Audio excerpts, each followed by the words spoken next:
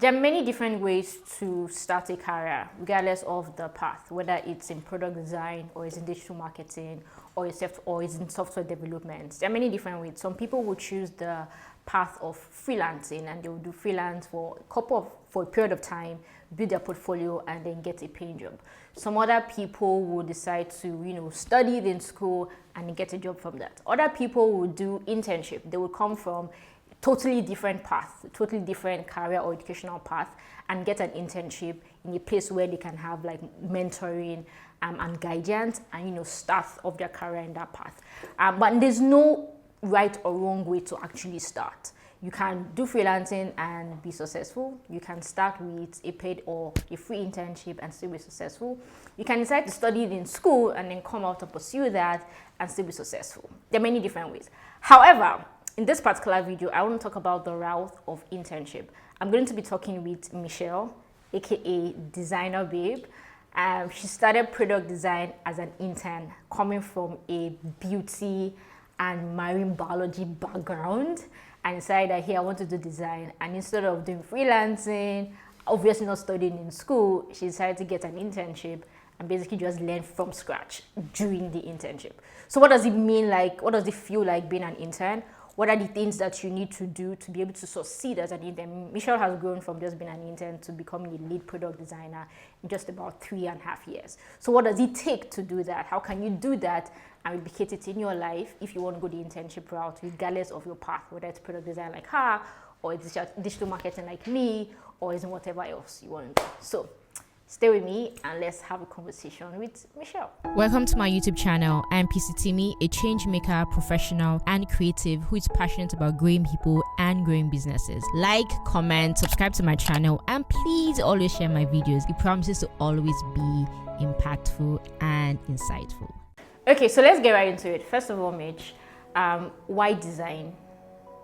I mean, you started with beauty, you studied admiring something in school. So why was product design the thing you wanted to pursue as a career? Honestly, before I started designing, it wasn't like I wanted to do design, right? But I know that I'm a creative person. I've always found myself in things that have to do with color and just creativity. So design was not far off or far-fetched because it was already something that was just happening. I was just expressing that creativity in other aspects of my life as in the beauty industry, right? So going into design, I never said, oh, I want to go into design. It was just that, oh, okay, there's this thing that I'm doing now. I was doing logos already for my beauty business, my master classes, my sister church and stuff like that. So I'm like, okay, this thing that I'm already doing, I want to do more of it. Did I know there was something called product design? I didn't know there was something called product design. Did I know that there was something called user experience design or user interface design? I didn't know there was anything like that. So I just went into the internship and saying, oh, you know what, there's this thing, design, that I want to do more of, and whatever it is that involves, I'm willing to do it. Awesome. And then why was internship the route you decided to take into pursuing it? And then how do you end up becoming an intern at one of the leading tech companies in Nigeria? Honestly, I've always wanted a day job. So that was one thing that wasn't I wasn't able to attach to my beauty industry job because I was self-employed then, and I was doing things based on my own volition, based on my own rules, and doing anything I wanted. But I know that right from when I was like a child, I've always wanted a structured kind of work thing, like what people call professional work. 9 to 5. Yeah, in 9 to 5, right? I've always wanted that. I've always wanted to work in an office, wear office clothes and do all of those nice things that people do in the office. So it wasn't when I came back from the UK and I wanted to continue doing my makeup business. I mean, people in Nigeria are not willing to at that time, we're talking about 2017, people in Nigeria were not willing to pay the same amount of money that people in the UK would pay for several reasons. And even if you want to charge, for instance, at that time people were charging 10k to do normal makeup for people, but in the UK you can charge for £25, for £30, and then there's good transport. You can go on the train, you have all your equipment, and you take all of them to meet your customer, or they can come to your house and you can do that, right? And you still have so much money left from whatever you spend on your costs. But in Lagos, if you're going to meet someone and you have to take your ring light, you have to take your camera, you have to take your makeup box, and all of that, you have to take an Uber, of course. And taking an Uber, for instance, I was living in Festac, so from Festac to the island, you're going to spend like 5K. And if you charge someone 10K, what's left, you know? So it wasn't giving the same amount of profit or revenue that I was making while I was in England, right? So, and then I'm like, okay, you know what can I do? I'm already like used to being self-sufficient to an extent. So how do I go back from being self-sufficient to being dependent on my parents, you know? So I started like, you know, looking more into what I could do outside makeup that could like help me get money. And you know, and at that time, to be honest, I still wanted to find a job that had something to do with marine biology, because in marine biology you can work in like oil servicing companies, you can work in water corporations and things like that. So I was looking for something that was around that line. Okay, so how exactly did design now? So I mean, you've talked about you wanted to come back when you came out, you went to be self-sufficient, and makeup didn't feel like it was going to give you that. So how did now, like, at that time, so how did you now become, oh, you know what, let me bang an internship or get an internship position and do product design? Oh, okay. So it wasn't even, when I was looking for a job at that time, I wasn't like, oh, I need a design job or a design. I just wanted to have a job, right? In marine biology, whether I could work in like oil servicing or water corporations or any of that kind of things. But there was also the design thing going on in the background. And then a friend was like, oh, you know what, you could actually like go work here as an intern and like nurture this design skill that you also have, because design is internationally acclaimed. It's something that you can work for any company globally. You don't have to like limit yourself, you know. Okay, let's see. So you referred me to the owner of the company where I started the internship, and that day I went there and he told me, oh, we're having a sprint because we're designing one of our major products, and these are all the people you're going to be working with. So at the end of this week, they will be the one to tell me if they should take me. Yeah. And in fact, at that moment, I'm okay, what's going on here? And I'm hearing user testing, customer journey, you know, I'm hearing user experience, user interface. We're doing a sprint. I'm like, okay, this is not the logo I was doing at home. What's going on here? Yeah, this is very different. What exactly is this? You know, but I was very patient, and I'm okay, I'm going to get what I can get and also show these people that I might not be experienced, but I'm willing, I'm willing to learn. Awesome. So fast forward 3.5 years or 4 years, what's the exact timeline now since when you became an intern? This is 3 years, 4 months. So around 3.5 years. So you've gone from being an intern to being a product designer to being a lead product designer at the same company. What has the journey been like? Particularly, right? How did you grow? Right? Did they spoon feed you? Did you say no? Like, this is a me thing. I'm going to make sure that I move through the ranks. Like, what are the key? I think essentially what I'm asking is, what are the key tips that you can share for someone who right now is an intern or wants to be an intern, so that they know that, okay, if I do this, and do this, in 2 years, in 3 years, in 4 years, I would have known, or I can show that I made significant progress in my career. Okay. So the first thing, nobody spoon-fed me. Was it chaotic? It was chaotic, right? Because it was just myself and my manager, and in a very fast-paced environment, things move very fast, as it's called. Literally, things move very fast, and having to design things in that kind of environment, and also managing someone who literally doesn't know a lot yet, is not very, very easy, right? So it was very chaotic. However, I took it as my responsibility. Okay. Did I take it as my responsibility from day one? Yes. However, it wasn't like, this is my responsibility. I still thought that, what you say this is your responsibility, mean your growth. My growth is my responsibility. Okay. So it took me like a few months, and I'm like, okay, you know what? This thing, nobody is going to actually hand this experience to me. I have to like do what I need to do to gain the experience, you know.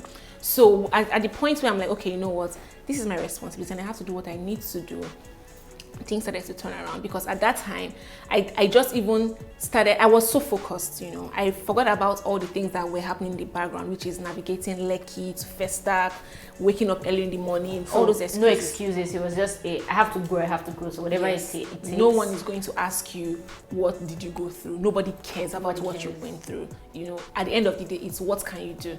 So whatever you're going through, that's your problem. It's unfortunate, but that's your problem. You know, you have to, despite all of that, still show up.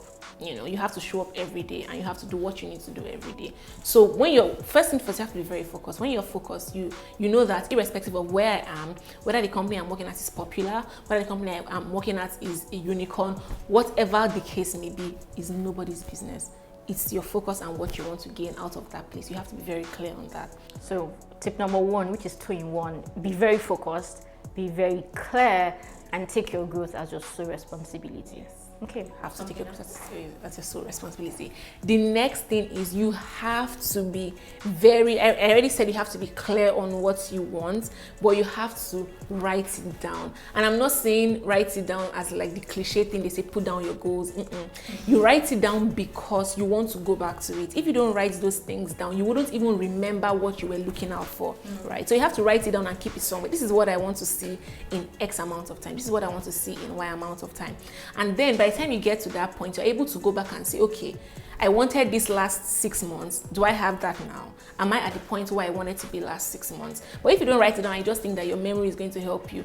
When you get to the point, you won't be able to say, oh, I have what I want. Yeah, you won't be able to say it because you don't have anything to track, right? So you have to track your growth. You have to put your goals down. You have to be very clear on the things that you want and look out for them and do the work that is needed to get to that point, right? No matter how much you want something, no matter how much you dream about something, if you don't do the work, you would not get it. It's as simple as that. And the work doesn't have to be like you are doing something so big every day. It just has to be the little things, right? The very little things. What do I have to learn today that will get me to the goal that I want in 6 months? And you do it. It doesn't have to be you designing a whole dashboard in one day. But do I want to learn how to design a search box? I learn how to design a search box today. Tomorrow I learn how to design a card. Tomorrow I learn how to do analytics. And then by the time you're getting to your 3rd month or your 6th month, you're like, oh, I already know how to do all of these things, right? So that's my second tip. That felt like 5 tips in one. So let me try and help you guys recap. The first one was be focused, be clear, and take your growth as a sole responsibility. So number 2, which is like 5 in 1 point, is do the work, right? You have to do the work. Like, it's not just a thing of writing down your goals and tracking your progress. But when you say, hey, I want to become this person, or I want to have grown by this and this in 6 months, in 1 year, in 2 years, you write it down. In 2 years, you come back, or in 6 months, whatever are times when you come back and you look at what you've put down, and that helps to track your growth. But then it's not just writing and tracking, it's making sure that you actually put in the work that gets you from where you wrote the goals to where you can actually see something that you can actually measure. So write it down, do the work, and keep tracking so you can always see the tangible progress that you've made, right? Okay. So the third thing is to be another 5 in 1 point, I'm sure, but okay. The third thing is to be very curious, right? And I say this because there's a lot of like notion around curiosity. People don't want to come off as not knowledgeable or not stupid, right? But to be honest, you're probably stupid, you know. You're probably not knowledgeable. You have to. And it's not a bad thing, right? Yeah. You don't know everything. Especially you're going into. For me, I was going into a new industry.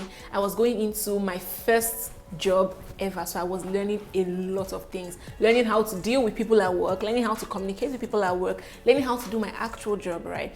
And you can't learn all of those things without asking people that are already doing those things what they're doing, right? So I used to ask a lot of questions. I'll ask, what is this thing, you know, tell me, right? And then the next day, when I have that information, what do? I go back and now like expand on what that person said, because that person also doesn't have all of the information. They're only going to tell you from their own standpoint and their own vantage point. So you ask first to have an idea, then you go back and now like expand that idea to have a full or a better understanding of that question that you asked the previous day. So you have to be very, very curious. Don't be shy to ask questions. And to be honest, if you're an intern, people should not expect you to know all of these things. You're an intern at the end of the day. So ask those questions. You don't understand something, ask. You don't know something, ask. The only problem is when you're asking the same question over and over again, right? That's where the challenge is, right? Okay, this thing is asking the same question every day, but you ask the question the first time, and then the next day, even when they are not trying to tell you about it, oh, you told me this thing yesterday, and now I know this, and I've now like understood it from the point where you told me to another point, and person now sees that, oh, this person is actually learning, this person is actually like doing something to be better than the question that they asked me yesterday. So number 3 is to be very curious, and ask questions. I'm proud of you. That was a very focused answer. Be very curious. Ask as many questions as you can about everything you don't know. It's okay to look stupid if you really are stupid. Okay, that's how. It's okay to look stupid if you really don't know, right? But when you ask, then you get information that makes you knowledgeable. So yeah, ask questions. Last tip. My first tip is to understand that your career is a journey. And what does this mean? It means that you know that with journeys, one, not all journeys are straight lines, right? It will go like this, it will go like this, it will turn in different ways. Embrace it, right? Your career is a journey. The other thing about journeys is that for different journeys, you need different things. You're going from here to Lake, you might need to take an Uber. You're going from here to your neighbor's house, you might have to walk. So for every journey, you have to understand what point you are on your journey and find out the things that you need for that particular point that you are on. So if you're at the point where you're on your journey, you have to like show that you can handle multiple tasks, right? Then you have to show up every day as someone that can handle multiple tasks. That's the point you are on your journey. Don't ignore where you are at and be having wishful thinking for something else elsewhere, right? This is your journey, and your design journey involves where you are at, your team members, yourself, right? Understand all of these things that make up your journey and show up every day with those things that you need for that particular point you are on. My fourth tip. Amazing. That's a very important point, because when she said that career is a journey, right? Sometimes it goes down, sometimes it goes left, sometimes right, top. Like literally, it can go in different ways, and everybody's career journey, just like life, is actually different. Some people would navigate through different roles in the same company. Some people would navigate through different roles in different companies. Some people will stay in the same role in the same company. Everybody has different paths. But it's important for you to know exactly where you are right now, know what makes up the components that makes up where you are right now, the people in your team, the company that you work for, the goals that you have, and show up every day in that particular state of mind. And just do the things that you have to do to get better at it. Do you want to give a last point? Because you kept saying four, like you have one last one to give. Okay, the fifth one is to practice. Design is a skill that cannot be nurtured or grown without practice, right? You can read all you want, you can watch all the YouTube videos, like you can watch this video 100 times, right? You can watch all the best YouTubers and all the best designers, but if you don't practice, you won't grow. So you have to show up every day. If you're starting off and you want to learn your UI skills, do your daily UI, do it. Don't listen. Do it. Don't listen to anyone that says, oh, this thing is just, it doesn't have any thought process and whatnot. By the time you're done with 100 days, on the 100 days, you will know that, oh, that I have been able to do this thing, right? Practice, practice, practice, practice, practice. Practice today, practice tomorrow, practice again, right? And you don't have to, like I said earlier, you don't have to like practice everything in one day. 1 hour every day. I promise you, you will see it in 3 months, right? So practice, practice, practice, and practice.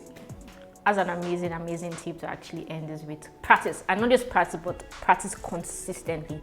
Show up consistently. In the first 1 week of practicing, you might feel like you haven't really grown and nothing has changed. But give yourself 2 weeks, a month, 2 months, 3 months, and you will actually see that the practice you'll be doing every day has been compounding and it's becoming like real progress. And if I might add one last tip, it's you're an intern or you're a junior level or an entry level designer, digital marketer, product manager, whatever. Don't compare where you are right now with the people who are already lead product designers with 5, 10, 15 years experience. You can learn from them, you can be inspired by them, you can be motivated by them, but don't let their amazing designs and their amazing LinkedIn profile put pressure on you so much that you feel like you have to like do too much where you are. Take your time, take the tips that Mitch has shared, regardless of what career path you are in, product design, teaching, videography, whatever, and just practice, grow, be curious, show up, track your progress, and every other thing that she said. Yeah. All right, guys, that was an amazing video. Thank you, Michelle, for sharing your journey with us and sharing tips for those who are just starting their career in product design and in every other part, because what she shared is very relatable and anybody can actually use it regardless of where they want to follow. So you can follow her at Designer Babe on Instagram. She teaches lots of amazing design concepts. Even me, I'm learning design small by just following Designer Babe. Twitter, Mitchelle C. All right, guys, thank you so much. Peace out.